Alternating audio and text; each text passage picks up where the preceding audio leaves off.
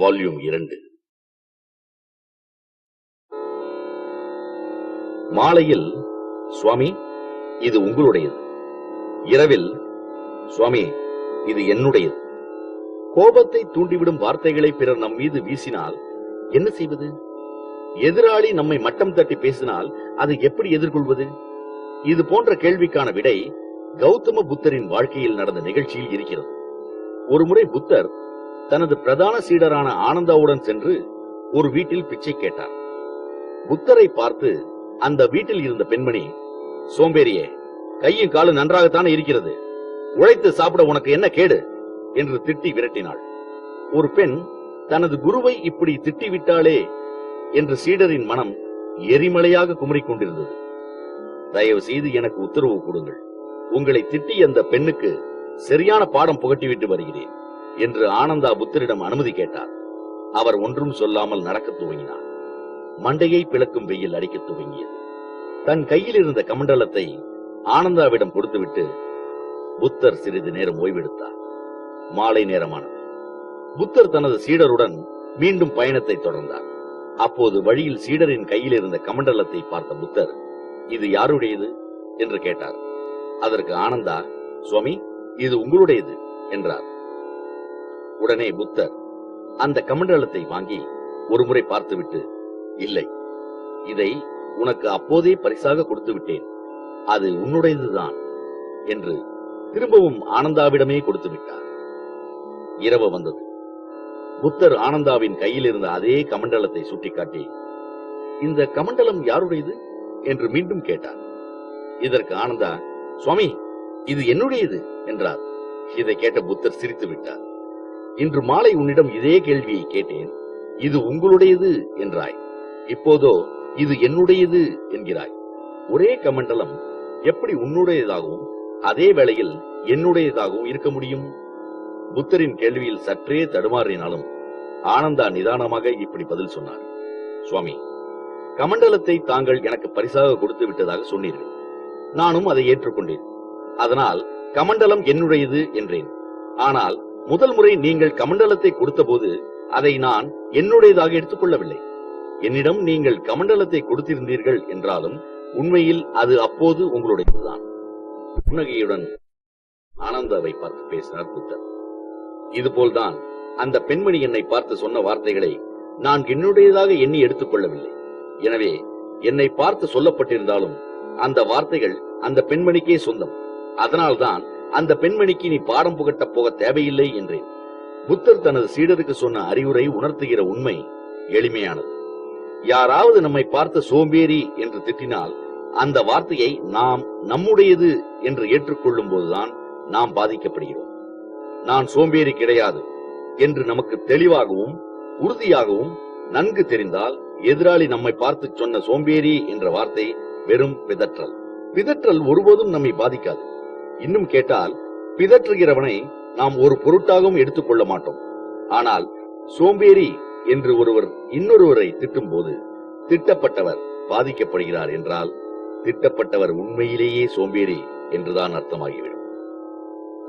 யாராவது சோம்பேறி என்று இது போன்றவர்களை திட்டினால் சோம்பேறி என்ற வார்த்தையினால் ஏற்படும் அவமானத்தை விட நான் சோம்பேறி என்பது உண்மைதான், இந்த உண்மை மாற்றானுக்கும் தெரிந்துவிட்டதே என்று நினைக்கும் போதுதான் பாதிக்கப்படுகிறார். பதிலுக்கு கோபப்படுகிறார். அவர் ரத்த அழுத்தம் கூடுகிறது, கண்கள் சிவக்கின்றன. சரி, ஒருவர் உண்மையிலேயே சோம்பேறிதான், அவர் திருந்தவே முடியாதா? முடியும். உதாரணத்துக்கு இந்த கதையை கேளுங்கள். அவர் ஒரு பெரிய பிசினஸ்மேன். வசதிக்கும் குறைச்சலே இல்லை.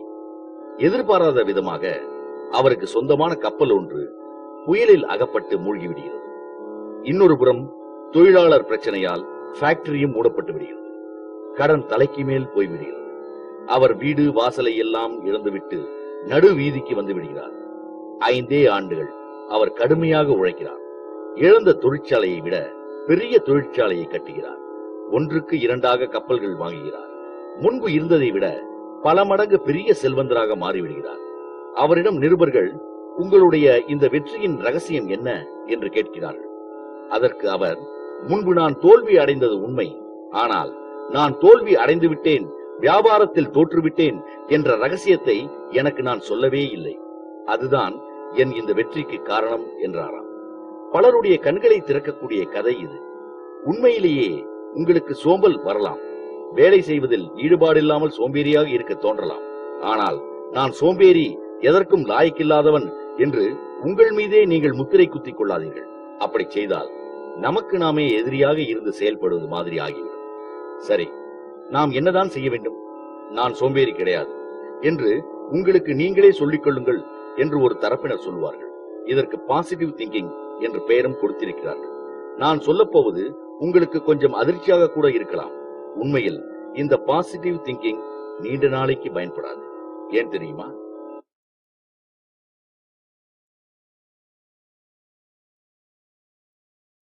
சிந்தனை கதவுகளை மூடாதீர்.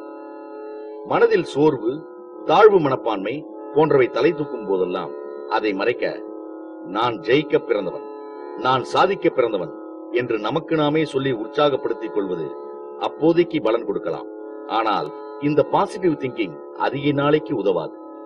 தீய எண்ணங்கள் எழும்போது ராமா ராமா என்று மனதுக்குள் சொல்லிக் கொள்ளுங்கள் என்று ஒரு சிலர் யோசனை சொல்வார்கள். பாசிட்டிவ் திங்கிங் என்பது ஏறக்குறைய இதே அடிப்படைதான். மனதில் சபலம் வரும்போது அதை அடக்க தெய்வத்தின் மீது சிந்தனையை திருப்புவது அந்த சமயம் பலன் தரும். ஆனால் அதே தீய எண்ணம் அடுத்த நாளோ அடுத்த வாரமோ மீண்டும் தலை தூக்குமே. அப்போதும் கடவுள் பெயரை சொல்லித்தான் சபலத்தை அடக்க வேண்டுமா? வீடு முழுதும் துர்நாற்றம். வீட்டின் ஒரு மூலையில் எலி ஒன்று செத்து கிடக்கிறது. அது எங்கே என்று தேடி கண்டுபிடித்து எடுத்து வெளியே தூக்கி போட நமக்கு பொறுமை இல்லை.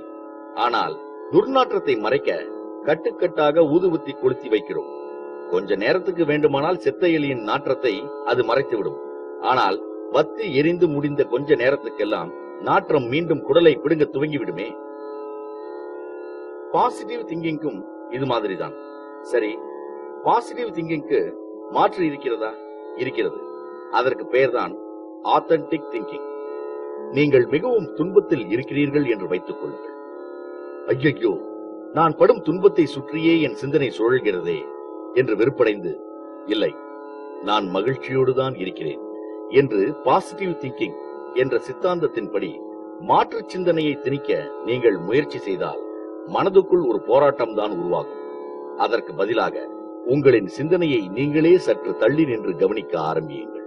இது கெட்ட சிந்தனை, இது நல்ல சிந்தனை என்பது மாதிரி சிந்தனைக்கு முத்திரை குத்தாமல், உங்களின் சிந்தனை மீதே வெறுப்பு காட்டாமல் நடுநிலையோடு கவனியுங்கள். துக்கமான சிந்தனையோ, சபலமான சிந்தனையோ அல்லது மகிழ்ச்சியான சிந்தனையோ, அதை நீங்களே விலகி நின்று பார்க்கும்போது உங்களுக்குள்ளே புரிந்து கொள்ளுதல் நடக்கும். இது போன்ற மனநிலையை எய்துவிட்டால் துன்பம், மகிழ்ச்சி இந்த இரண்டுமே ஒன்றுதான். மகிழ்ச்சி எப்படி ஒரு அனுபவமோ அதே போல் துயரமும் ஒரு அனுபவமே. ஆனால் மனதிலே அமைதியும் தெளிவும் இல்லாத மனிதர்களுக்கு மகிழ்ச்சி கூட சோகமானதாக போய்விடும். அவர் நடுத்தர பிரிவை சேர்ந்தவர். அவருக்கு 6 பெண்கள், எல்லோருமே கல்யாண வயதை அடைந்தவர்கள். 6 பெண்களுக்கும் எப்படி திருமணம் செய்து வைப்பது என்று கவலைப்பட்டே அவருக்கு ஒரு நாள் மாரடைப்பு வந்து விடுகிறது. அவரை மருத்துவமனையில் சேர்க்கிறார்கள். அந்த நேரம் பார்த்து அவர் வாங்கி வைத்திருந்த ஒரு பரிசு சீட்டுக்கு 10 லட்சம் ரூபாய் விழுகிறது. இந்த மகிழ்ச்சியான செய்தியை அவரிடம் சொன்னால் அவருக்கு மீண்டும் மாரடைப்பு வந்துவிடுமோ என்று பயந்த மனைவி டாக்டரை விட்டே இந்த செய்தியை தன் கணவரிடம் பதமாக சொல்லச் சொல்கிறார். டாக்டர் மனோ தத்துவ முறையில் கேஷுவலாக அவளது கணவரிடம் பேச்சை ஆரம்பிக்கிறார். உங்களுக்கு லாட்டரியில 1 லட்சம் பரிசு விழுந்தால் என்ன செய்வீர்கள்? நான் என் மூத்த பெண்ணுக்கு திருமணம் செய்து விடுவேன். சரி, 2 லட்சம் விழுந்தால் 2வது பெண்ணுக்கும் கல்யாணம் முடித்து விடுவேன். சரி, 10 லட்சம் விழுகிறது என்று வைத்துக் கொள்ளுங்கள். எனக்கெல்லாம் எங்க டாக்டர் 10 லட்சம் விழும்? அப்படி ஒரு வேளை விழுந்தால் சத்தியமாக உங்களுக்கு 2 லட்சம் தந்து விடுவேன். எதிர்பாராத இந்த இன்ப அதிர்ச்சியில் டாக்டருக்கு ஹார்ட் அட்டாக் வந்து இறந்து விட்டார். மகிழ்ச்சி எப்படி ஒரு சுவையோ அதே மாதிரி துயரமும் ஒரு சுவை. இந்த சித்தாந்தத்தை ஏற்றுக்கொள்வது கஷ்டமாக கூட இருக்கலாம். நான் சிறுவனாக இருந்தபோது என் அம்மா பாகற்காயை விரும்பி சாப்பிடுவார். அப்போது கசப்பான ஒரு பொருளை அம்மா எப்படி ரசித்து சாப்பிடுகிறார் என்று எனக்கு ஒரே குழப்பம். ஆனால் மனதுக்கு பிடித்து விட்டால் இனிப்பு என்பது எப்படி ஒரு சுவையோ அதே போல கசப்பும் ரசிக்கக்கூடிய ஒரு சுவைதான் என்பதை உணர்ந்து கொண்டேன். சிறு பிள்ளையாக இருக்கும்போது இனிப்பு ஒன்றுதான் சுவை, கசப்பு, துவர்ப்பு, புளிப்பு எல்லாம் சுவையில்லை என்று நமக்கு நாமே முடிவெடுத்துக் கொண்டு சிந்தனையின் கதவுகளை மற்ற சுவைகளுக்கு இடம் தராமல் எப்படி மூடிவிடுகிறோமோ அதே மாதிரிதான் இந்த விஷயம். மகிழ்ச்சி மட்டும்தான் நல்ல உணர்ச்சி, மற்றது எல்லாம் வெறுக்கத்தக்க உணர்ச்சிகள் என்று எண்ணி வாழ்க்கையில் நாம் அநேக உணர்ச்சிகளுக்கு கதவை திறப்பதில்லை. இப்படி எந்த சிறையிலும் அடைபடாமல் தள்ளி நின்று சிந்தனையை கவனிக்கும் போது மனது தானாகவே அமைதி அடையும், திரைகள் விலகும், உண்மைகள் புரியும், வாழ்க்கை அழகாக அற்புதமானதாக ஒரு மலரை போல மௌனமாக மென்மையாக விரியும்.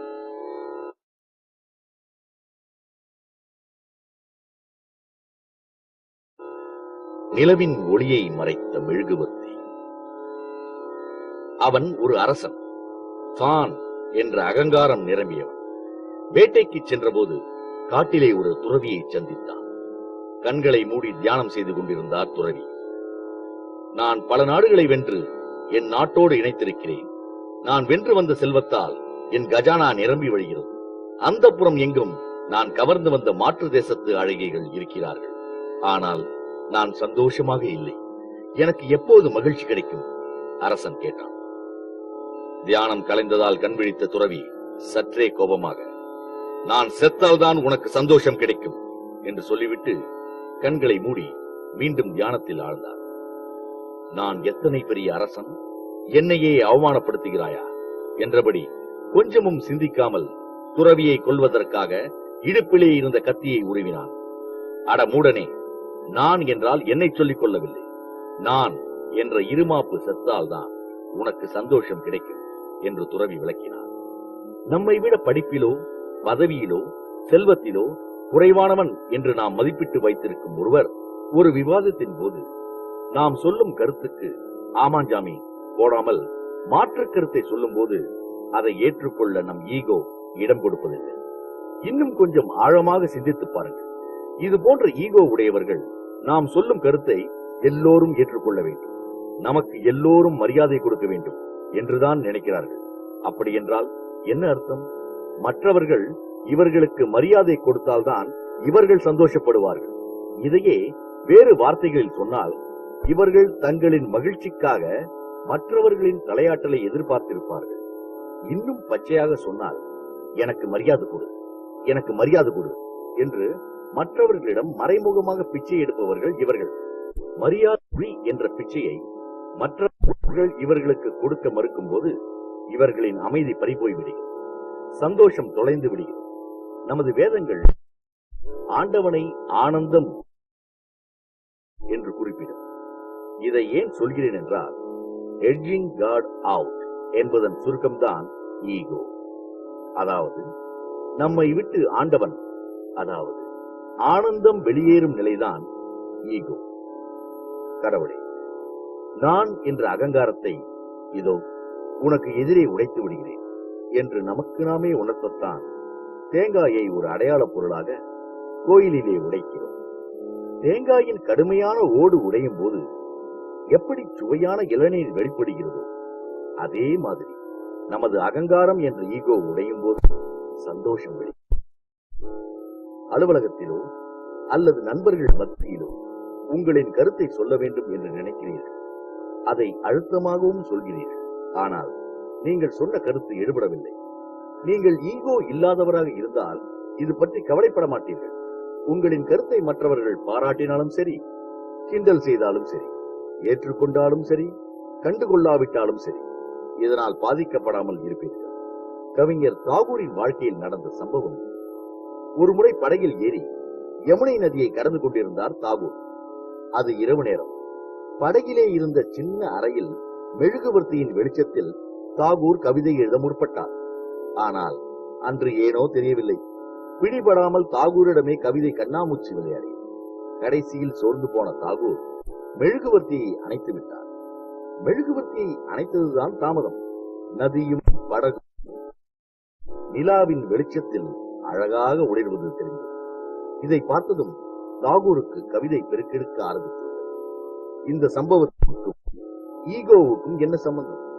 ஒரு சின்ன மெழுகுவர்த்தி எப்படி நிலாவின் ஒளியையே தாகூரின் கண்ணிலிருந்து மறைத்து விட்டதோ, அதே மாதிரிதான் ஈகோ. நிலா என்ற சந்தோஷத்தை அது மறைத்துவிடும்.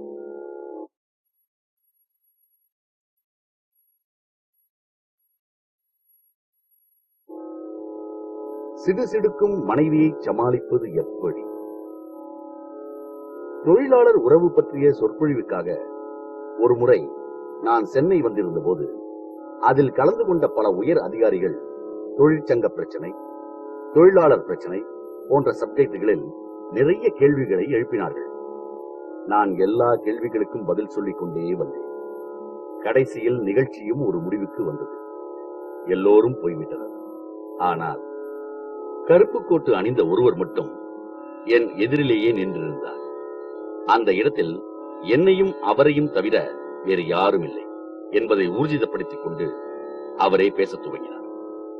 சுவாமி, 5000 தொழிலாளர்களையும் 5 தொழிற்சங்கங்களையும் சமாளிக்க வேண்டிய வேலை என்னுடையது. கேண்டீன் சாப்பாட்டில் காரம் அதிகமானாலும் சரி, அல்லது தீபாவளி போனஸில் % குறைந்தாலும் சரி, நான் தான் பிரச்சனையை முன்னின்று சமாளிக்க வேண்டும். அதனால் முதல் ஆளாக நான் தான் ஆபீஸ் போக வேண்டும். பல சமயம் நான் வீடு திரும்ப இரவு 10 மணி கூட ஆகிவிடுகிறது. இதனால் வீட்டிலே ஒரே சண்டை. பொண்டாட்டி பிள்ளையை கவனிக்க முடியாத நீ எல்லாம் ஏன் கல்யாணம் செய்து கொண்டாய் என்று மனைவி திட்டுகிறாள். அவளின் ஏச்சுக்களையும் பேச்சுக்களையும் என்னால் தாங்க முடியவில்லை. நான் கஷ்டப்பட்டு கம்பெனியை திறம்பட நடத்தினால் எனக்கு நல்ல பெயர், அதிக சம்பளம், பதவி உயர்வு, கூடுதல் அதிகாரம் எல்லாம் கிடைக்கும். இதனால் அவளுக்கும் பெருமைதானே. ஆனால் இதெல்லாம் அவளுக்கு புரியவே இல்லை. நான் அவளை உங்களிடம் அழைத்து வருகிறேன், நீங்கள் தான் அவளுக்கு நல்ல புத்தி சொல்ல வேண்டும் என்றார். அவரிடம் நான் இப்படி சொன்னேன், ஆபீஸ் 5 மணிக்கு முடிந்தால் கணவர் 5:30க்கு வீட்டுக்கு வந்து விடுகிறார். வீட்டிலே வளர்ந்த பிள்ளைகள் இருக்கிறார்கள். இந்த வயதிலும் கணவர் என்னையே சுற்றி சுற்றி வருவதால் எனக்கு கஷ்டமாக இருக்கிறது என்று பல பெண்கள் குறைப்பட்டுக் கொள்வதை நான் பார்த்திருக்கிறேன். இதை நான் ஏன் சொல்கிறேன் என்றால், எந்த ஒரு மனைவியுமே தன் கணவன் பொழுது விடிந்து பொழுது போகும் வரை தன்னுடனேயே இருக்க வேண்டும் என்று விரும்புவதில்லை. ஒரு மனைவிக்கு வேண்டியது குவாலிட்டி டைம் தானே ஒழிய குவான்டிட்டி டைம் கிடையாது. நீங்கள் பிஸியான எக்ஸிகியூட்டிவ், மனைவியிடம் ஒரு நாளைக்கு சாப்பிடும் போது 10 நிமிடம் தான் பேச முடியும் என்றால் கூட பரவாயில்லை. ஆனால் அந்த 10 நிமிடத்திலும் ஆபீஸ் பற்றி சிந்திக்காமல் கண்களை திறந்து மனைவியை பாருங்கள். பார்ப்பது என்றால் கடனே என்று அல்ல. திருமணம் செய்து கொண்ட புதிதில் உங்கள் மனைவியின் முகத்தை எப்படி ஆவலோடும் ரசனையோடும் பார்த்தீர்களோ அதே மாதிரி மனைவியின் அழகை கணவன் ரசிக்க தொடங்கிவிட்டால் அங்கே வாய்ச்சண்டைக்கு ஏது இடம்? மனைவியின் முகத்தை பார்த்து ரசிப்பது மட்டுமல்ல, அவள் வித்தியாசமாக தலை சீவி இருந்தால் அது பற்றி பேசுங்கள். இட்லி ருசியாக இருந்தால் என் மனைவி கைப்பட்டாலே இட்லிக்கு தனி ருசி வந்துவிடும் என்பது போல, வெறும் வாய் வார்த்தையாகவோ வீண் புகழ்ச்சியாகவோ தெரியாதபடி உங்கள் மனைவியின் நல்ல குணங்களை அடையாளம் கண்டு மனதார பாராட்டுங்கள். கணவன் மனைவிக்கு இடையே கூட இந்த முகஸ்துதி வேண்டுமா? அப்புறம் இந்த உறவுக்கு என்ன அர்த்தம் என்று கேட்காதீர்கள். இது முகஸ்துதி அல்ல, நிஜஸ்துதி. இறைவனை பிரார்த்தனை செய்ய நாம் சொல்லும் சகஸ்ர நாமத்துக்கு கூட ஸ்துதி என்றுதான் பெயர். இறைவனுக்கே இந்த ஸ்துதி பிடிக்கிறது என்றால் மனித பிறவியான உங்கள் மனைவிக்கு எப்படி பிடிக்காமல் போகும்? உங்கள் மனைவி உங்களோடு சண்டை போடுவதன் முதல் காரணம் உங்கள் கவனத்தை தன் பக்கம் இழுப்பது.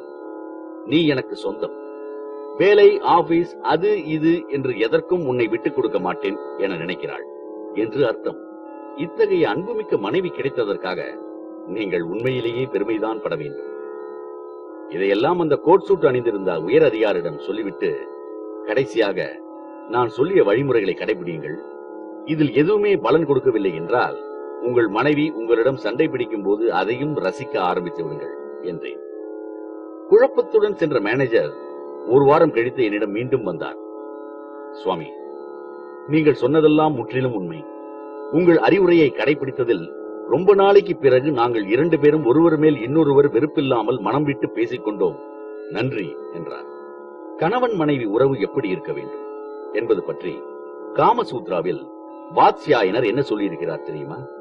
கேட்பதற்கு ஒரு மாதிரியாக இருந்தாலும் வாத்ஸ்யாயனர் பார்வையில் கணவன் மனைவிக்கும் இடையே காமத்தில் தான் உறவு ஆரம்பிக்கிறது. இதில் அடுத்த கட்டம் ஒருவர் மீது ஒருவர் காட்டும் அக்கறை. மூன்றாவதாக இருவருக்கும் இடையே மலரும் நட்பு. நட்பு என்று ஏன் சொன்னார் என்றால், தூய நட்பில்தான் சம்பந்தப்பட்ட இருவரும் சமமாக இருப்பார்கள். எந்த ஒருவரும் மற்றவரை விட தான் உயர்ந்தவர் அல்லது தாழ்ந்தவர் என்று எண்ண மாட்டார்கள். ஒருவரை ஒருவர் கவிழ்த்துவிட திட்டமிட மாட்டார்கள். கணவன் மனைவிக்கிடையே நட்பு மலரும் போது இருவருமே தங்களின் உறவை புனிதமானதாக எண்ணி போற்றுவார்கள், காப்பாற்றுவார்கள். இதில் கடைசி கட்டம் கருணை. கருணையின் மூலாதார பொருள் மன்னிப்பு. கணவன் மனைவி யாராக இருந்தாலும் சின்ன சின்ன தவறுகள் செய்வது இயற்கை. ஒருவர் செய்யும் தவறை மற்றவர் மன்னிக்கும் நிலைதான் இல்லற வாழ்வின் இறுதியான உன்னத நிலை. இந்த நிலையை அடையும் போதுதான் கணவன் மனைவி உறவு முழுமை பெறுகிறது.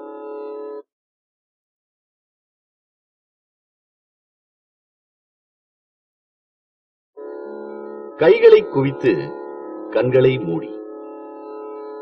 குறைவாக பேச வேண்டும், அதிகமாக கேட்க வேண்டும் என்பதற்காகத்தான் ஆண்டவன் நமக்கு ஒரு வாயையும் 2 காதுகளையும் கொடுத்திருக்கிறான். ஆனால் நம்மில் பலருக்கு உலகிலேயே இனிமையான ஓசை நம் சொந்த குரல்தான். அதனால்தான் பலர் தாங்கள் பேசும் வார்த்தையில் அர்த்தம் இருக்கிறதோ இல்லையோ ஓயாமல் பேசிக்கொண்டே இருப்பார்கள். மேலை நாட்டு சித்தாந்தத்திலும் சரி, நமது முன்னோர்கள் சொன்ன முக்கிய தத்துவங்களிலும் சரி, கேட்பது என்பதற்கு நிறைய முக்கியத்துவம் கொடுக்கிறார்கள். மற்றவர் பேசுவதை நாம் கேட்க வேண்டும் என்றால் முதலில் நாம் பேசுவதை நிறுத்த வேண்டும். ஆனால் நமக்குத்தான் அது பிடிக்காதே. பெண்மணி ஒருத்தி கைகளை குவித்து கண்களை மூடி மேரி மாதாவை நோக்கி பிரார்த்தனை செய்ய ஆரம்பித்தாள். அதை பிரார்த்தனை என்று கூட சொல்ல முடியாது. எனக்கு அது வேண்டும், இது வேண்டும் என கடவுளிடம் விண்ணப்ப பட்டியல் படிப்பது மாதிரி இருந்தது அவளின் நீண்ட பிரார்த்தனை. புகழ்பெற்ற ஓவியர் மைக்கேல் ஏஞ்சலோ அவளை கேலி செய்வதற்காக மறைவிலே நின்று கொண்டு, பிதா குமாரனான இயேசு பேசுகிறேன், பக்தையே, உனது பக்தியை மெச்சினோம், உனக்கு என்ன வேண்டும் என்று கேட்க, அந்த பெண்மணி, சும்மா இருங்கள் ஜீசஸ், நான் உங்கள் தாயிடம் பேசிக் கொண்டிருக்கிறேன், தொந்தரவு செய்யாதீர்கள் என்றாளாம். அதாவது, பேசுவதில் ஒருவருக்கு ஆர்வம் வந்துவிட்டால் எதற்கு பேசுகிறோம் என்ற நோக்கம் கூட பின்னால் தள்ளப்பட்டு விடுகிறது. பேசுவதால் கிடைக்கக்கூடிய மகிழ்ச்சிக்காகவே பலர் முடிவில்லாமல் பேசுகிறார்கள். பேசுவதை நிறுத்திக் கொண்டு அடுத்தவர் பேசும் பேச்சை கேட்டாலும் அதை சரியான அர்த்தத்தில் எடுத்துக்கொள்ள வேண்டியது அதைவிட முக்கியமானதாக இருக்கிறது. புத்தர் ஒரு சமயம் தன் சீடர் ஒருவருக்கு தினமும் தூங்குவதற்கு முன் உன் கடமையை செய்ய மறக்காதே என்று அறிவுரை சொல்லிக் கொண்டிருந்தார். பக்கத்திலே புதரிலே மறைந்திருந்த ஒரு திருடனும் இதை கேட்கிறான். அவன் பரம்பரை திருடன். புத்தர் சொன்னதை கேட்டுவிட்டு, என் கடமை திருடுவது, தினமும் திருடிவிட்டு தான் தூங்க வேண்டும் என்று அந்த திருடன் அர்த்தம் எடுத்துக் கொண்டானான். பைபிளில் சில்லி கிரைஸ்ட் என்று ஒரு சொற்றொடர் உண்டு. சில்லி என்பதற்கு இன்றைய காலகட்டத்தில் அர்த்தம் வேறு. ஆனால் பைபிள் காலத்தில் சில்லி என்றால் சூதுவாது தெரியாத, இன்னோசென்ட் என்று அர்த்தம். அந்த காலத்து அர்த்தத்தில் புனையப்பட்ட இந்த சொற்றொடரை இந்த காலத்து அர்த்தத்தில் புரிந்து கொண்டால் எந்த அளவுக்கு மனவருத்தம் உண்டாகும் பாருங்கள். அர்த்தம் புரியாமல் தப்பாக எடுத்துக்கொள்வது ஒரு வகை என்றால், பல சமயம் நாம் திறந்த மனதுடன் பிறர் சொல்லும் கருத்துக்களை கவனிப்பதில்லை. பேசுகிறவர் யார்? அவர் இப்படி பேசுவதன் உள்நோக்கம் என்ன? இந்த சந்தர்ப்பத்தில் ஏன் அவர் இந்த கருத்துக்களை சொல்ல வேண்டும் என்பதை தீர யோசித்து, அது நமது நன்மைக்காகத்தான் சொல்லப்படுகிறது என்று புரிந்து கொண்டு ஏற்றுக்கொள்ளும் பக்குவம் கூட பலருக்கு இருப்பதில்லை. காது கொடுத்து கேட்பதன் முக்கியத்துவம் பற்றி மேலை நாட்டு அறிஞர்கள் சமீப காலமாகத்தான் அதிகம் வலியுறுத்த துவங்கி இருக்கிறார்கள். ஆனால் இந்த விஷயம் இந்து மதத்தில் பல ஆயிரம் வருடங்களுக்கு முன்பே சொல்லப்பட்டிருக்கிறது. விநாயக கடவுளின் காதுகளை அகலமாக காட்டியிருப்பதற்கான காரணம் மற்றவர் பேசுகிற வார்த்தைகளை உன்னிப்பாக கவனமாக கேட்க வேண்டும் என்பதுதான். சரி, இதற்கு என்ன அத்தாட்சி என்று கேட்கலாம். மனிதன் எப்படி இருக்க வேண்டும், என்ன குணநலன்களோடு இருக்க வேண்டும் என்பதை விநாயகரின் ஒவ்வொரு அங்கமும் சொல்லுவதை வைத்து புரிந்து கொள்ளலாம். விநாயகரின் பெரிய வயிற்றுக்கும் அர்த்தம் உண்டு. உலகில் எத்தனையோ கஷ்ட நஷ்டங்களை மனிதன் சந்திக்க வேண்டியிருக்கிறது. இதையெல்லாம் அவன் ஏற்று ஜீரணிக்க கற்றுக்கொள்ள வேண்டும் என்பதற்குத்தான் விநாயகரின் பெரிய வயிறு ஒரு குறியீடு. மனிதன் தனது திறமைகளை வளர்த்துக் கொள்ள வேண்டும் என்பதற்கான குறியீடுதான் விநாயகரின் துதிக்கை. பிரம்மாண்டமான பருத்த துதிக்கையால் தரையில் இருக்கிற சின்னஞ்சிறு ஊசியையும் எடுத்துவிட முடியும். அதே சமயம் ஒரு பெரிய மரத்தையும் வேரோடு பிடுங்கிவிட முடியும். மனிதன் தன் விருப்பு வெறுப்புகளை உடைத்தெறிந்தால்தான் அவன் மகிழ்ச்சியாக இருக்க முடியும் என்பதை சொல்வதுதான் விநாயகரின் உடைந்த தந்தம். ஆசைகளை வெட்டி எறியச் சொல்வதற்குத்தான் விநாயகரின் கையில் சின்ன கோடரி. இப்படி சொல்லிக்கொண்டே போகலாம். இந்த கருத்துக்களை எல்லாம் ஒரு காதில் வாங்கி இன்னொரு காது வழியாக விடாமல் மூளைக்கு அனுப்பி வையுங்கள். எது சரியான கருத்து, எது தவறான கருத்து என்பதை உங்கள் அறிவே முடிவு செய்யட்டும். நான் விநாயகரிலிருந்து மைக்கேலேஞ்சலோ, புத்தர் என்று எல்லோரையும் துணைக்கு அழைத்து கூறிய கருத்துக்களை வள்ளுவர் 1.25 வரிகளில் சொல்லிவிட்டார். எப்பொருள் யார் யார்வாய் கேட்பினும் அப்பொருள் மெய்ப்பொருள் காண்பது அறிவு.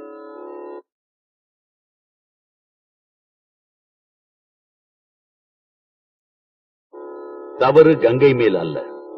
பல வெளிநாடுகளில் சுற்றுப்பயணம் செய்யும் வாய்ப்பு எனக்கு கிடைத்திருக்கிறது. பல நாட்டு மக்களுடன் பழகவும் பேசவும் எனக்கு நிறைய சந்தர்ப்பங்கள் கிடைக்கின்றன.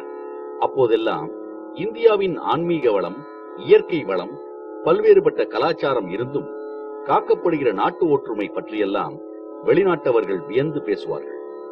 இத்தனை வளங்கள் இருந்தும் நம் நாடு ஏன் செல்வச் செழிப்பு அடையாமல் இருக்கிறது என்று கூடவே என்னை ஆச்சரியத்தோடு கேட்பார்கள்.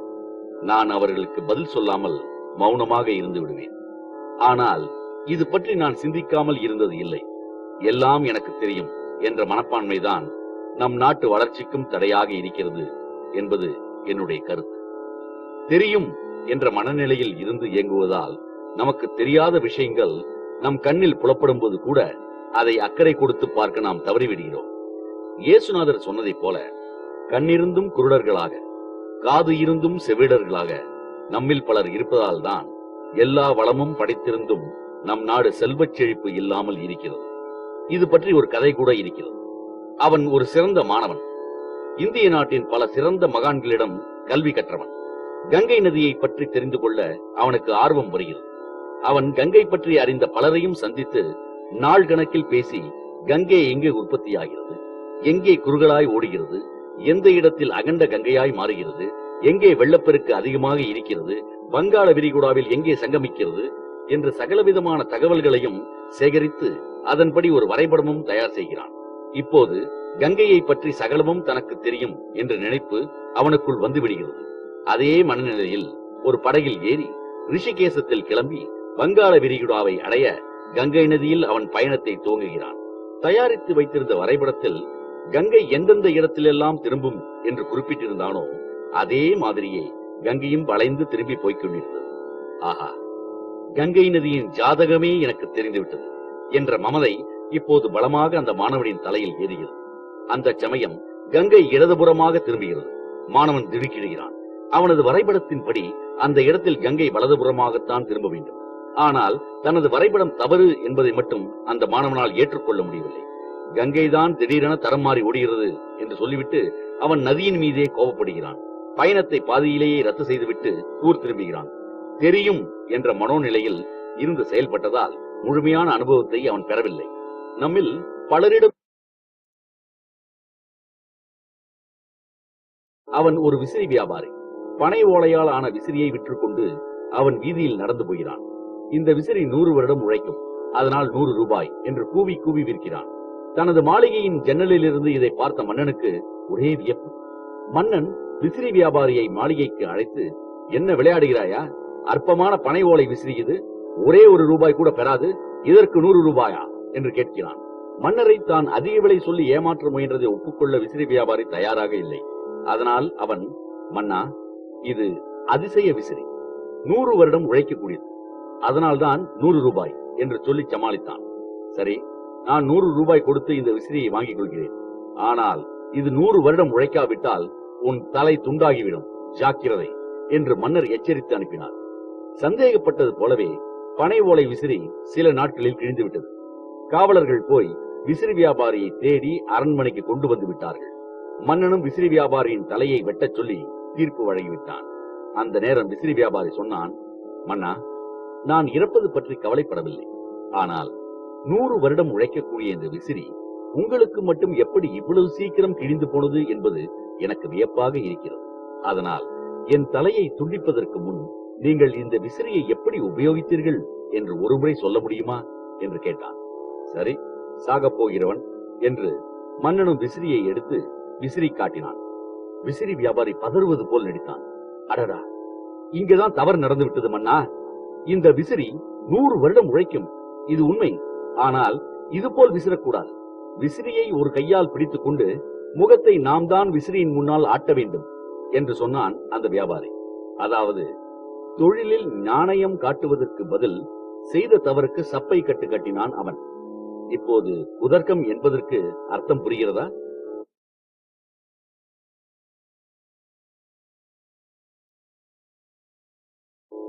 கைசன் கொள்கை தெரியுமா?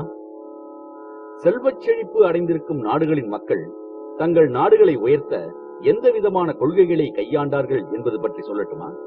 அமெரிக்கா, ஐரோப்பா போன்ற மேலை நாட்டினரிடம் ஒரு அணுகுமுறை இருக்கிறது.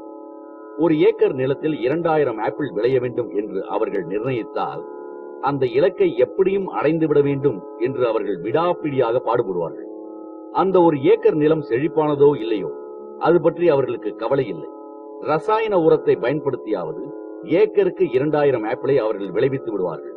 அவர்களின் இந்த அணுகுமுறைக்கு ரிசல்ட் ஓரியன்டட் மேனேஜ்மெண்ட் என்று பெயர். செல்வச் செழிப்பு அடைந்திருக்கும் ஜப்பானியர்களின் அணுகுமுறை வேறு விதமானது. இவர்கள் அமெரிக்கர்களைப் போல் ஏக்கருக்கு 2000 ஆப்பிள் விளைய வேண்டும் என்பதில் குறியாக இருக்க மாட்டார்கள். ஆப்பிளை என்ன மாதிரியான நிலத்தில் பயிரிட வேண்டும், எத்தனை நாளைக்கு ஒருமுறை நீர் ஊற்ற வேண்டும் என்று எண்ணிக்கையில் குறியாக இல்லாமல் அதை அடையும் வழிமுறையில் முழு கவனத்தையும் செலுத்துவார்கள். இந்த அணுகுமுறைக்கு ப்ராசஸ் ஓரியன்டட் மேனேஜ்மெண்ட் என்று பெயர்.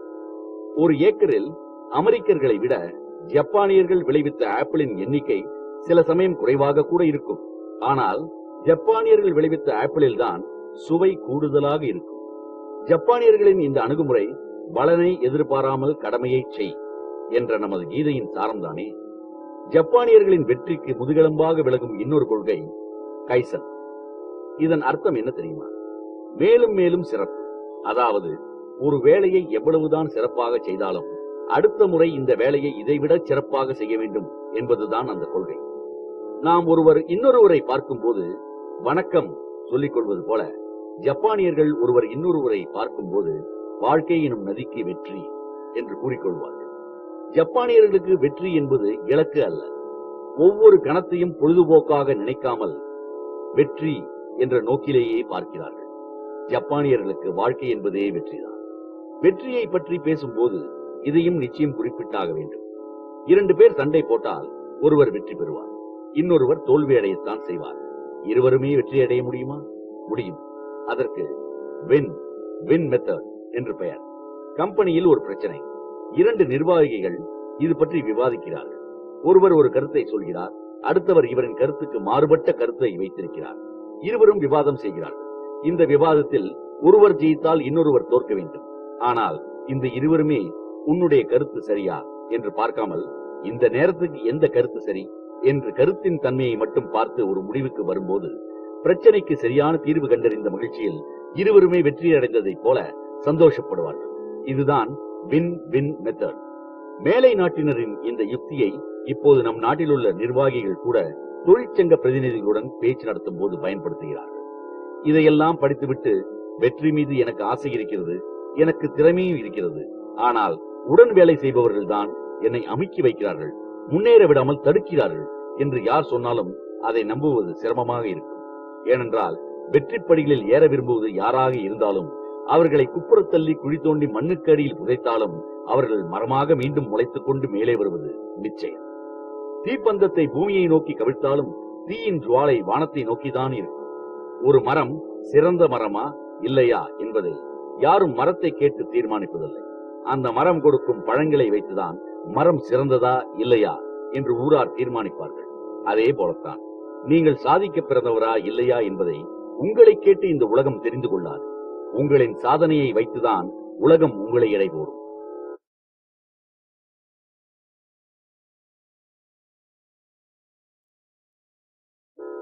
இது பிரச்சனையா வாய்ப்பா? ப்ராப்ளம். தினப்படி வாழ்க்கையில் நாம் அதிகமாக பயன்படுத்தும் நெகட்டிவ் சொற்களில் ஒன்று ஆபீஸுக்கு போனா பிரச்சனை, வீட்டுக்கு வந்தா பிரச்சனை. என்னடா வாழ்க்கை இது? இப்படி அழுத்துக் கொள்ளாதவர்களின் எண்ணிக்கை ரொம்ப குறைவு. எதுதான் பிரச்சனை? இந்த நிகழ்ச்சியை பாருங்கள். நீண்ட நாட்களாக வேலை தேடி தேடி சோர்ந்து போன ஒரு இளம் பட்டதாரி அவன். பல வருடங்களுக்கு பிறகு பத்திரிகை ஆபீஸில் அவனுக்கு நிருபர் வேலை கிடைத்தது. பயபக்தியோடு முதல் நாள் வேலைக்கு போகிறான். பத்திரிகை ஆசிரியர் அவனை அழைத்து, இன்று சுதந்திர தினம், நமது துறைமுகத்தில் கப்பல் படையைச் சேர்ந்த போர்க்கப்பல் ஒன்று வந்திருக்கிறது, அதில் சுதந்திர தினம் கொண்டாடுகிறார்கள், அங்கு போய் செய்தி சேகரித்து வா என்று இவனை அனுப்பி வைக்கிறார். முதல் நாள், முதல் அசைன்மெண்ட். அதனால் ஆசிரியர் சொன்ன அடுத்த நிமிடமே துறைமுகம் நோக்கி ஓடுகிறான். அன்று மாலை சுதந்திர தின செய்தி சேகரிக்க கோட்டை, கலெக்டர் ஆபீஸ், கட்சி ஆபீஸ் என்று நாலா திசைகளுக்கும் போன நிருபர்கள் அவரவர் சேகரித்த செய்திகளை வேக வேகமாக எழுதுகிறார்கள். ஆனால் நம்முடைய இளைஞன் மட்டும் செய்தி எதுவும் எழுதாமல் சோகமாக உட்கார்ந்திருக்கிறான். இதை பார்த்த சக நிருபர் ஒருவர், நீ ஏன் எதுவும் எழுதவில்லை என்று பரிவோடு கேட்கிறார். நம்முடைய இளைஞன், என் கெட்ட காலம், நான் மாவு விற்க போனால் காற்றடிக்கிறது, உப்பு விற்க போனால் மழை பெய்கிறது, என் முதல் நாள் அசைன்மெண்டே பெரிய பிரச்சனைக்கு உள்ளாகிவிட்டது. கப்பல் படையில் நடக்கும் சுதந்திர தின நிகழ்ச்சிகளை கவர் செய்ய சொல்லித்தான் ஆசிரியர் என்னை அனுப்பினார். என் கஷ்டகாலம், கப்பலில் எந்த கொண்டாட்டமும் நடக்கவில்லை, செய்தி இல்லை என்று ஆசிரியரிடம் எப்படி சொல்வது என்று பயமாக இருக்கிறது என்று புலம்ப ஆரம்பித்தான். அப்படியா, கப்பலில் ஏன் சுதந்திர தின கொண்டாட்டம் நடக்கவில்லை? சக நிருபர் சளைக்காமல் கேட்டார். கப்பலில் ஓட்டை இருந்திருக்கிறது, சுதந்திர தின ஏற்பாடுகளில் மும்முரமாக இருந்ததால் இதை யாரும் கவனிக்கவில்லையாம். திடீரென்று ஓட்டை பெரிதாகி கடல் தண்ணீர் குபு குபு என புகுந்து கப்பலே மூழ்கும்படி ஆகிவிட்டது. அதை தடுப்பதற்கு பெரிய படையே பாடுபட்டது. இப்படி இருக்க சுதந்திர தின கொண்டாட்டம் எப்படி நடக்கும்? சக நிருபர் ஷாக்கடித்த மாதிரி எழுந்து நின்று விட்டார். அடப்பாவி, இதுதானே முதல் பக்க செய்தியாக வர வேண்டும் என்று சொல்லிக்கொண்டே முழு விவரங்களை திரட்ட அந்த நிருபர் ஓடினார். ஆக பிரச்சனை என்று நினைத்து இளைஞன் சோர்ந்து உட்கார்ந்தானே, அது அவன் தன் திறமையை நிரூபிக்க கிடைத்த தங்கமான வாய்ப்பு. அதைத்தான் கோட்டை விட்டிருக்கிறான். வாழ்க்கை என்பது நிகழ்ச்சி நிரல்படி பட்டியலிட்ட சம்பவங்களின் ஊர்வலம் இல்லை, அது எதிர்பாராமல் வருகிற வாய்ப்புகளின் ஊர்வலம். ஒவ்வொரு பிரச்சனையும் நமக்கு கிடைக்கிற ஒரு வாய்ப்பு தான். யோகி ஒருவர் காட்டின் வழியாக போய்க் கொண்டிருந்தார். தூரத்தில் விறகு வெட்டிக் கொண்டிருந்த சிலர் யோகி காட்டுக்குள் போவதை பார்த்து, நில்லுங்கள் நில்லுங்கள் என்று கத்தியபடி தலைதெறிக்க பின்னால் ஓடி வந்தனர். அந்த காட்டில் ஒரு ராட்சசி இருக்கிறாள். மனித மாமிசம் சாப்பிடும் பூதகி அவள். எத்தனை மனிதர்களை பார்த்தாலும் அவர்களை சாப்பிட்டு விட்டு சாப்பிட்டவர்களின் வலதுகை கட்டை விரலை மட்டும் பத்திரமாக எடுத்து வைத்துக் கொள்வாள். இப்படி இதுவரை 999 கட்டை விரல்களை சேகரித்து வைத்திருக்கிறாள். 1000வது கட்டை விரல் கிடைத்து விட்டால் அத்தனையும் கோர்த்து கழுத்தில் மாலையாக மாட்டிக்கொள்வதுதான் அவள் திட்டம். அதனால் காட்டுக்குள் போகாதீர்கள், போனால் பிரச்சனைதான் என்று ஊர் மக்கள் எச்சரித்தார்கள். உங்களுக்கு நன்மை செய்ய இதைவிட நல்ல வாய்ப்பு எனக்கு எங்கே கிடைக்கப் போகிறது என்று சொல்லிவிட்டு யோகி காட்டுக்குள் சென்றார். எதிர்பார்த்த மாதிரியே அங்கார கூச்சலுடன் அங்கிருந்த ஆலமரத்தின் ஒரு பெரிய கிளையை உடைத்துக் கொண்டு புழுதி கிளப்பியபடி யோகியின் எதிரில் வந்து நின்றாள் ராட்சசி. ஆனால் மற்றவர்களைப் போல ராட்சசியை பார்த்து யோகி பயந்து ஓடவில்லை. என்னை கொல்வதன் மூலம் உனக்கு சந்தோஷம் கிடைக்கும் என்றால் என்னை தாராளமாக கொல்லலாம், நீ பலசாலி என்பதை ஏற்கிறேன். ஆனால் ஒரு விஷயம், ஆலமரத்தின் கிளையை உடைக்க உனக்கு சக்தி இருக்கிறதே தவிர நீ என்னதான் முயன்றாலும் உன்னால் அந்த கிளையை மீண்டும் மரத்தில் ஒட்ட வைக்க முடியாது. அழிப்பது சுலபம், ஆக்குவது சிரமம் என்று துவங்கி நேருக்கு நேர் பேசத் துவங்கினார் யோகி. அவர் சொன்ன வார்த்தைகளை விட அவரது குரலில் இருந்த உண்மையும் கரிசனமும் ராட்சசியை சரணடைய செய்தது. அது மட்டுமல்ல, பிறகு அந்த யோகியின் சீடராகவே அவள் மாறினாள். இந்த கதை உண்மையில் நடந்ததா இல்லை கற்பனையா என்ற ஆராய்ச்சி முக்கியமில்லை. கிட்டத்தட்ட இதே கதை இந்து மத இலக்கியங்களிலும் இருக்கிறது. நாம் இதிலிருந்து கற்றுக்கொள்ள வேண்டிய செய்தி மிக எளிமையானது. காட்டுக்குள் நுழைய விரும்பிய அந்த யோகிக்கு ராட்சசி ஒரு பிரச்சனையாக இருக்கவில்லை, ஊர் மக்களை காப்பாற்றும் ஒரு வாய்ப்பாக இருந்தது. ஆனால் சிலருக்கு சின்ன விஷயங்கள் பூதாகாரமான பிரச்சனையாக தெரியும். அப்படி ஒரு பெண்மணியை நான் சென்னையில் சந்தித்தேன்.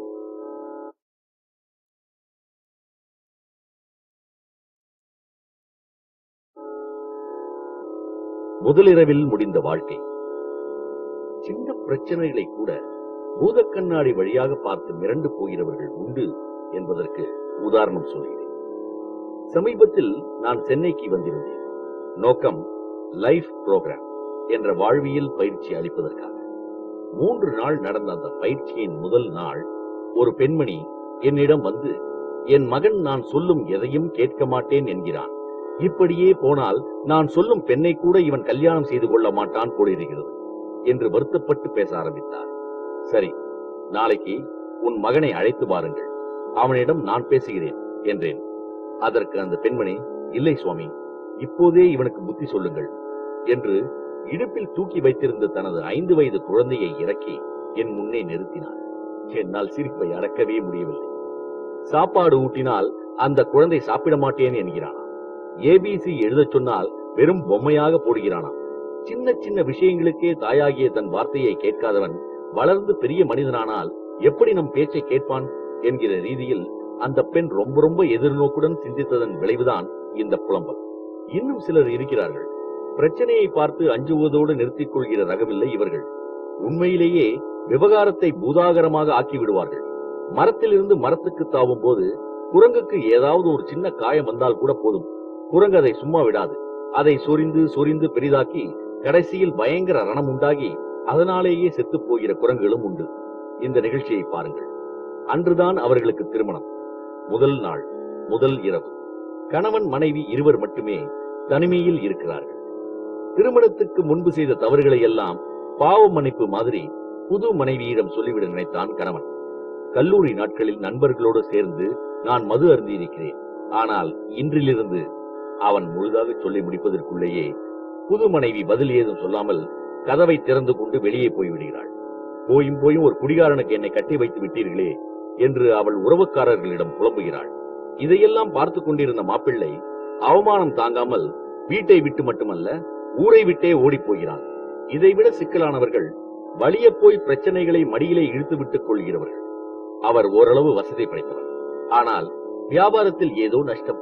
தற்போது கொஞ்சம் நொடித்து விட்டார். ஒரு நாள் புனேயிலிருந்து சில கிலோமீட்டர்கள் தள்ளி இருக்கும் ஒரு கிராமத்துக்கு போய்விட்டு மீண்டும் திரும்புவதற்காக காத்துக் கொண்டிருந்தேன். அப்போது இந்த நபர், சுவாமி, என்னுடைய காரிலேயே புனேவுக்கு போகலாமே என்றார். நானும் சரி என்று அவரது காரில் ஏறிவிட்டேன். நண்பகல் வேளை என்பதால் ஒரே வெயில், புழுக்கம்.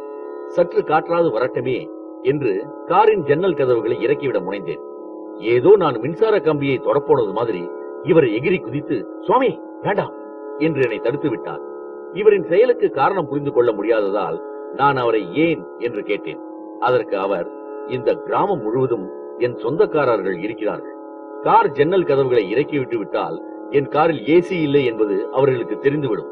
அதனால் தயவு செய்து கிராமத்தை தாண்டும் வரை பொறுத்துக் கொள்ளுங்கள் என்று சொல்லிவிட்டு கார் கிராமத்தை கடக்கும் வரை அவரும் காற்றோட்டம் இல்லாமல் புழுக்கத்தில் அல்லாடி கொண்டு வந்தார். மேலே சொன்ன எந்த ரகத்திலும் சேராமல் பல சமயம் நமக்கு உண்மையான பிரச்சனைகளும் வரும். அது போன்ற சமயங்களில் 2 சாத்தியக்கூறுகள் தான் இருக்கின்றன. ஒன்று, முரட்டுக்காளையின் கொம்புகளை நேருக்கு நேராக பிடித்து வீழ்த்துகிற மாதிரி பிரச்சனைகளை எதிர்கொண்டு வீழ்த்தி விடலாம். அல்லது பிரச்சனை உங்களை வீழ்த்தி விடலாம். சரி, பிரச்சனையை வீழ்த்துவது எப்படி? இதற்கு பதில் சொல்லுவதற்கு முன் ஒரு சின்ன ஒப்பீடு. பிரச்சனையை எதிர்கொள்வது டேட்டிங் வைத்துக் கொள்ளுகிற மாதிரி. ஐயோ, சுவாமி கெட்ட வார்த்தையெல்லாம் பேசுகிறாரே என்று பதறாதீர்கள். டேட்டிங் என்பது என்ன? ஒரு இளம் பெண் அல்லது ஆணின் ரசனை, விருப்பு வெறுப்பு என்று சகலத்தையும் தெரிந்து கொள்ள ஓர் இளைஞன் அல்லது பெண் செய்யும் முயற்சிதானே டேட்டிங். பிரச்சனையை ஒரு இளம் பெண்ணாக நினைத்துக் கொண்டு அதோடு டேட்டிங் செய்யுங்கள். பிரச்சனையின் முழு பரிமாணம், அதை சமாளிக்கக்கூடிய வழிமுறைகள் உங்களுக்கு விளங்கும். பிரச்சனையை நீங்கள் ஒரு தண்டனையாகவே நினைக்காதீர்கள். கஷ்டப்படுவீர்கள். சவாலாக நினைத்துக் கொள்ளுங்கள். உற்சாகம் அடைவீர்கள்.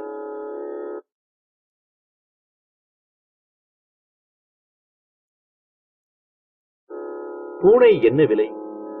குழந்தை பிறந்தால் என் தலைமுடியை காணிக்கையாக கொடுப்பதாக திருப்பதிக்கு வேண்டிக் கொண்டேன். கல்யாணமாகி பல வருடங்கள் குழந்தை இல்லாமல் இருந்த நான் கருவுற்று சிக்கல் இல்லாமல் ஒரு குழந்தையையும் பெற்றெடுத்து விட்டேன். திருப்பதி கிளம்ப நினைத்த சமயம் என் தங்கைக்கு திருமணம் கூடிவிட்டது. தங்கையின் திருமணத்தின் போது மொட்டை தலையுடன் இருந்தால் நன்றாக இருக்குமா? திருப்பதிக்கு சென்ற நான் மொட்டையடித்துக் கொள்ளாமல் உச்சந்தலையிலிருந்து கொஞ்சம் முடியை வெட்டி எடுத்து ஆண்டவனுக்கு காணிக்கையாக செலுத்திவிட்டேன். நான் செய்தது சரிதானா? இப்போது குற்ற உணர்வு என்னை வாட்டுகிறது. தோஷம் ஏதும் தாக்கிவிடாது இல்லையா? ஹைதராபாத்தில் என்னை சந்தித்த ஒரு பெண் என்னிடம் கேட்டாள் இதை. அப்போது எனக்கு இந்த கதைதான் நினைவுக்கு வந்தது. அவன் பெரிய செல்வந்தன், வியாபார விஷயமாக வெளிநாடு போனவன். கப்பலில் ஊர் திரும்பிக் கொண்டிருக்கிறான். கப்பல் நடுக்கடலில் சென்று கொண்டிருக்கிறது. திடீரென்று கடல் கொந்தளிக்கிறது. கப்பலையே கவிழ்த்து விடும் அளவுக்கு அலைகள் எழும்புகின்றன. சூறாவளி வீசுகிறது. ஆண்டவா, என்னை நீ பத்திரமாக கரை சேர்த்தால் என் பங்களாவை விற்று ஏழைகளுக்கு தானமாக கொடுக்கிறேன் என்று பதட்டத்தோடு வேண்டிக் கொள்கிறான் செல்வந்தன். கொஞ்ச நேரத்தில் எல்லோரும் ஆச்சரியப்படும்படியாக புயல் சுத்தமாக ஓய்ந்து விடுகிறது. கடல் கொந்தளிப்பும் நின்று விடுகிறது.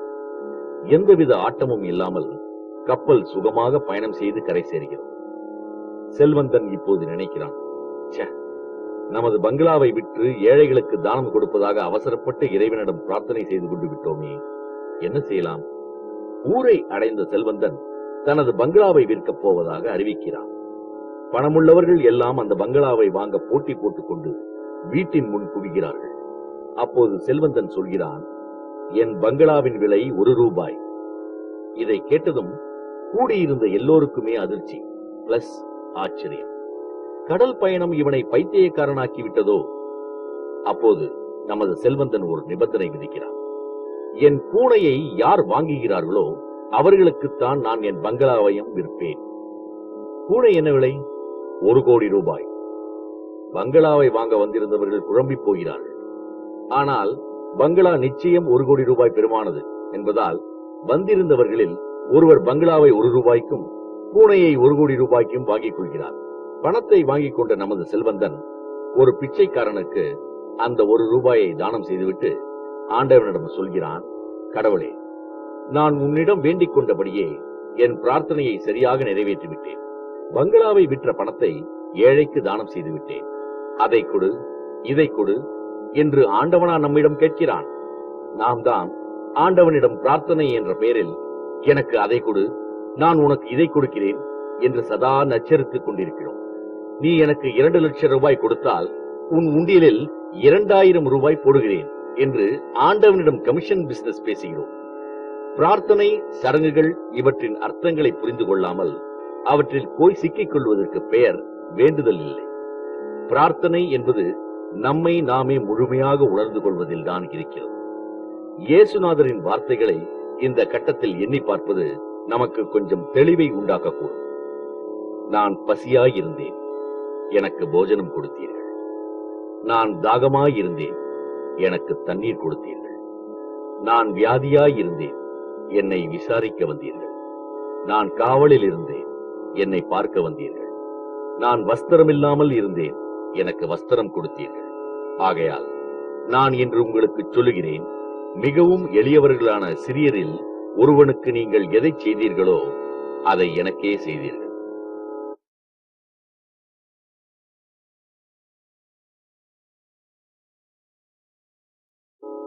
நம்மை ஆட்டி வைக்கும் சக்தி. கோபம் என்றால் என்ன? அது உங்களுக்கு எப்போதெல்லாம் வரும்? 2 நிமிடம் செலவிட்டு ஒரு சின்ன பேப்பரில் இந்த கேள்விக்கான பதிலை எழுதிவிட்டு பிறகு கட்டுரையை தொடர்ந்து கேளுங்கள். இதே கேள்வியை நான் லைஃப் புரோகிராம் அளிக்கப் போகும் இடங்களில் கேட்பேன். அப்போது வந்த பதில்கள் சிலவற்றை இப்போது கொடுக்கிறேன். குழந்தைகள் என் சொல் பேச்சை கேட்காவிட்டால் எனக்கு கோபம் வந்துவிடும். 4 பேர் எதிரில் யாராவது என்னை திட்டிவிட்டால் கோபம் பொத்துக்கொண்டு வந்துவிடும். என்னுடைய குடும்பத்தினரை யாராவது குறைத்து பேசிவிட்டால் கோபம் வரும். கூட வேலை செய்பவர்கள் சொல்லுகிற வேலையை புரிந்து கொள்ளாமல் சொதப்பும் போது கோபம் வரும். இந்த பட்டியலுக்கு எல்லையே கிடையாது என்பதால் இதோடு இதை நிறுத்திக் கொண்டு கோபம் என்றால் என்ன என்பதை இப்போது பார்ப்போம். நம்மை நாமே தாழ்த்திக் கொண்டு சிந்திக்கும் போது நம்மிடமிருந்து வெளிப்படும் எதிர்வினை, அதாவது ரியாக்ஷன் தான் கோபம்.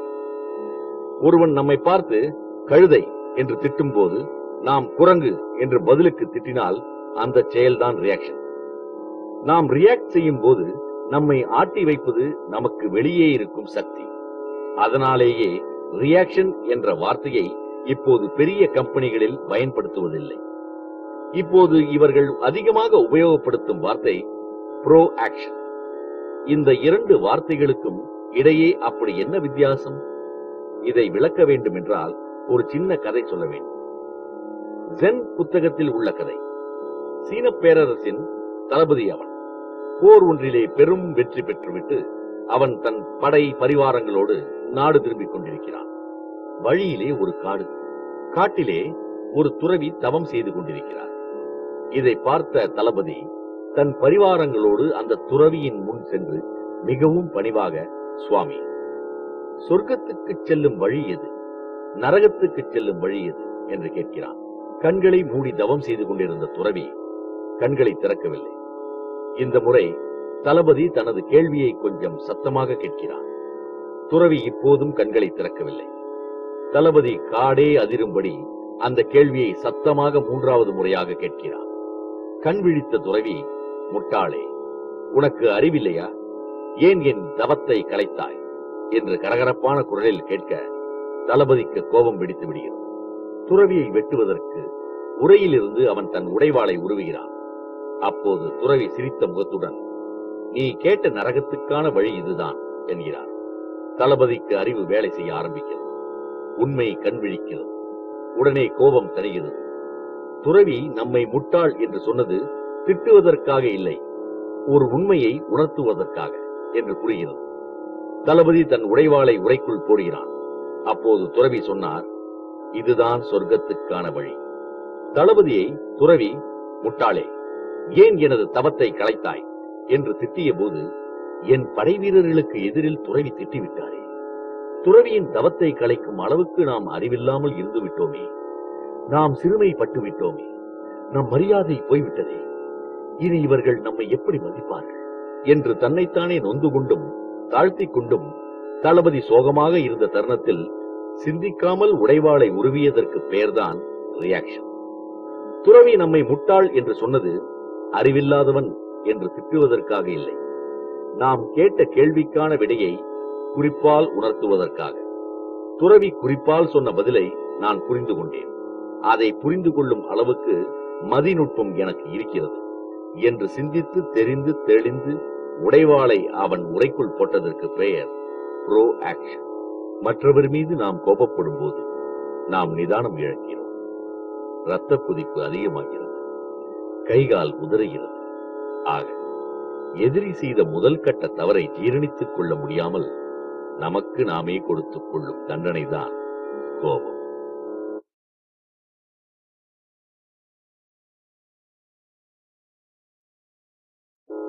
திருமணத்துக்கு முன் யோசியுங்கள். அது மனநோயாளிகளின் மருத்துவமனை. தயாள குணம் படைத்த செல்வந்தர் ஒருவர் தன் பிறந்த தினத்தை மருத்துவமனை நோயாளிகளுக்கு உணவளித்து கொண்டாடுவதற்காக ஒரு நாள் அங்கு வருகிறார். மருத்துவமனையின் ஊழியர்கள் அவரை உள்ளே அழைத்துக் கொண்டு போகிறார்கள். வழியில் மின்விசிறியின் மேலிருந்து ஒரு நோயாளி லைலா லைலா என்று கத்தியபடி தலைகீழாக தொங்கிக் கொண்டிருக்கிறான். ஒன்றுமில்லை, இவன் லைலா என்ற பெண்ணை உயிருக்குயிராய் காதலித்தான். அவள் இவனை ஏமாற்றிவிட்டு வேறு ஒருவனை திருமணம் செய்து கொண்டதால் மனநோயாளியாகி விட்டான் என்று அங்கிருந்த ஊழியர்கள் சொல்கிறார்கள். செல்வந்தர் அவனை தாண்டி கொண்டு வேறு ஒரு அறைக்கு போகிறார். அங்கேயும் ஒருவன் லைலா லைலா என்று அழுதபடி அங்கிருந்த மின்விசிறியில் தலைகீழாக தொங்கிக் கொண்டிருக்கிறான். இவனுக்கு என்ன? ஊழியர்கள் சொன்னார்கள், இவன்தான் அந்த லைலாவை கல்யாணம் செய்து கொண்டவன். நகைச்சுவைக்காக புனையப்பட்ட கதைதான் இது என்றாலும் இன்று சிலருடைய காதல், திருமண வாழ்க்கை ஏன் திருப்தி தரும் வகையில் இருப்பதில்லை என்பது ஆராயப்பட வேண்டிய விஷயம் அல்லவா? முக்கியமாக திருமண வாழ்க்கை. இதற்கு மிக மிக அடிப்படையான காரணம் ஒன்று உண்டு. அதாவது, திருமணம் செய்து கொண்டால் சந்தோஷம் வரும் என்று நினைக்கிறோம். அது தவறு. எப்படி? விளக்கு என்பது வெளிச்சம் கிடையாது. கட்டடங்கள் எல்லாமே வீடாகி விடாது. அலமாரியில் இருக்கும் புத்தகம் அறிவு என்று ஆகிவிடாது. மருந்தை பார்த்துக் கொண்டிருந்தாலே நோய் குணமாகிவிடாது. குடி வந்தால்தான் அது வீடு. புத்தகத்தை எடுத்து படித்தால்தான் அறிவு. மருந்தை குடித்தால்தான் நிவாரணம். அதுபோல்தான் திருமண வாழ்க்கை. பார்த்ததும் பிடிக்கிற ஒரு பெண்ணை அல்லது ஆணை திருமணம் செய்து தன் அருகில் வைத்துக் கொண்டு விட்டாலே சந்தோஷம் வந்து விடுவதில்லை. கணவனும் மனைவியும் வெவ்வேறு பாதைகளில் வெவ்வேறு விருப்பங்களுடன் இருந்தால் மன வாழ்க்கை வெற்றி பெறாது. ஒருத்தரை ஒருத்தர் தங்கள் வெற்றிக்கு அவர்கள் எப்படி பயன்படுத்திக் கொள்கிறார்கள் என்பதுதான் முக்கியம். ஆனால் திருமணமும் சந்தோஷமும் ஒன்று என்று நினைத்து கல்யாணம் செய்து கொள்கிறவர்கள் திருமணத்தில் சந்தோஷத்தை தேடுகிறார்கள். எதிர்பார்த்த சந்தோஷம் அங்கு இல்லாத போது ஏமாந்து போகிறார்கள். திருமணம் என்பதும் விளக்கு மாதிரிதான். கணவனும் மனைவியும் சேர்ந்து அதை ஏற்றினால்தான் சந்தோஷம் என்ற வெளிச்சம் வரும். என்னை தேடி சில சமயம் காதல் வயப்பட்டவர்களும் வருவார்கள். சென்ற மாதம் என்னுடைய ஆசிரமத்துக்கு ஓர் இளைஞன் வந்தான். அவன் சொன்னான், சுவாமி, நான் ஒரு பெண்ணை காதலிக்கிறேன். அவளை கல்யாணம் செய்து கொள்ளப் போகிறேன். ஏன்? சுருக்கமாக கேட்டுவிட்டு அவனை பார்த்தேன். அவன் எதையும் மறைக்காமல் உண்மையை பேசினான். அவள் அழகு, படிப்பும் இருக்கிறது. அவளின் அப்பாவும் காரில் போகிற அளவுக்கு வசதியானவர். அவளை நான் கல்யாணம் செய்து கொண்டால் எனக்கு சுலபமாக சந்தோஷம் கிடைக்கும். அவன் தன்னுடைய காதலியையும் தன்னுடன் அழைத்துக் கொண்டு வந்து ஆசிரமத்தின் வராந்தாவில் உட்கார வைத்திருந்தான். அவனது காதலியை உள்ளே அழைத்து வரச் சொன்னேன். அவளிடம் இதே கேள்வியை கேட்டேன். நீ ஏன் இவனை கல்யாணம் செய்து கொள்ளப் போகிறாய்? என் காதலர் நாகரீகமானவர், பண்புடையவர், நகைச்சுவை உணர்வும் நிறைய இருக்கிறது. கடுமையான சொந்த உழைப்பால் சீக்கிரத்திலேயே முன்னுக்கு வந்து விடுவார். ஆக மொத்தத்தில் அவரால் எனக்கு சந்தோஷத்தை கொடுக்க முடியும். மேலோட்டமாக இந்த ஜோடியை யார் பார்த்தாலும் மேட் ஃபார் ஈச் அதர் பட்டம் கொடுத்து விடுவார்கள். ஆனால் எனக்கு மட்டும் இவர்கள் இதே மனநிலையில் திருமணம் செய்து கொண்டால் திருமண வாழ்க்கையில் முழுமையாக சந்தோஷம் அடைய மாட்டார்கள் என்று பட்டது. அவர்கள் இருவருக்கும் சொன்ன சில கருத்துக்களை உங்களிடமும் பகிர்ந்து கொள்கிறேன். எனக்கு சந்தோஷத்தை பிச்சை போடு என்று காதலியிடம் கை நீட்டும் காதலனும், இல்லை, நீதான் என்னை சந்தோஷப்படுத்த வேண்டும் என்று காதலனிடம் கை நீட்டும் காதலியும் திருமணம் செய்து கொண்டால் என்ன நடக்கும்? சந்தோஷத்தை பிச்சை எடுக்கும் ஒரு பிச்சைக்காரனால் இன்னொரு பிச்சைக்காரனுக்கு எப்படி சந்தோஷத்தை தானமாக கொடுக்க முடியும்? ஆகவே திருமண பந்தலுக்குள் அடியெடுத்து வைக்கும் மணமக்களே, உங்களை கைப்பிடிக்கப் போகிறவர் எப்படி உங்களுக்கு சந்தோஷத்தை கொடுப்பார் என்று யோசிக்காதீர்கள். அவருக்கு நீங்கள் எப்படி சந்தோஷம் கொடுக்கப் போகிறீர்கள் என்று உங்களை நீங்களே கேட்டுக்கொள்ளுங்கள். சாதாரணமான ஒரு பொருளையே எடுத்துக்கொள்ளுங்கள். ஒரு பொருளை பரிசாக பெறுவதில் நமக்கு 1 மடங்கு சந்தோஷம் கிடைக்கிறது என்றால், ஒரு பொருளை மற்றவர்களுக்கு பரிசாக கொடுப்பதில் நமக்கு கிடைக்கும் சந்தோஷம் அதைவிட பல மடங்கு இல்லையா? ஈதுவக்கும் இன்பம் பற்றி திருவள்ளுவர் சொல்லியிருப்பதை என்னை போல ஆங்கில மொழிபெயர்ப்பில் படிக்காமல் நேரடியாக தமிழிலேயே படிக்கும் பாக்கியம் பெற்றவர்கள் நீங்கள். அதனால் இது பற்றி உங்களுக்கு அதிகமாக சொல்ல தேவையில்லை. ஆகவே கணவன் மனைவிக்கு இடையே ஏற்படக்கூடிய அடுத்த பிரச்சனைக்கு போகிறேன். வால்யூம் 3 சந்திப்போம்.